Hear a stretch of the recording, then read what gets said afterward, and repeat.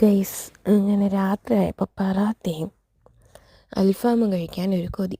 അങ്ങനെ ഫ്രിഡ്ജിൽ നോക്കിയപ്പോൾ ചിക്കനൊന്നുമില്ല, പറാത്ത ഇരിപ്പുണ്ട്. അപ്പോൾ അൽഫാം ഓർഡർ ചെയ്യാമെന്ന് വിചാരിച്ച് അങ്ങനെ അൽഫാം ഓർഡർ ചെയ്തിട്ടാണ് ഈ പൊറോട്ട ഇവിടെ നിന്ന് ചുട്ടുകൊണ്ടിരിക്കുന്നത്.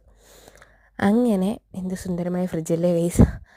അങ്ങനെ നമ്മൾ ഓർഡർ ചെയ്തിട്ട് വെളിയിലോട്ട് ഇങ്ങനെ കാത്തിരിക്കാൻ നോക്കി. അപ്പോൾ അങ്ങൊരു ചെറുക്ക സൈക്കിളിൽ നിൽക്കുന്ന കേട്ടോ.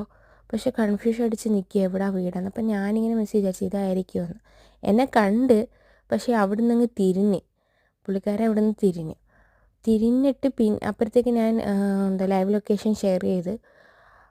അപ്പോൾ നോക്കിയപ്പോൾ പുള്ളിക്കാരൻ തന്നെയായിരുന്നു.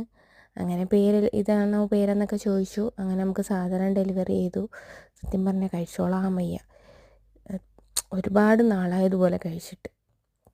അങ്ങനെ പിന്നെ അൽഫാമൊക്കെ വാങ്ങി പൊറോട്ടയൊക്കെ ചുട്ട് റൂമിൽ കൊണ്ടുവന്ന് ഞങ്ങൾ ഹാഫ് അൽഫാമായിരുന്നു വാങ്ങിയത്. ഇങ്ങനെ നമ്മൾ സിനിമയൊക്കെ പ്ലേ ചെയ്ത് അൽഫാം കഴിക്കുവാണ് ഗൈസ്. നൈസ്.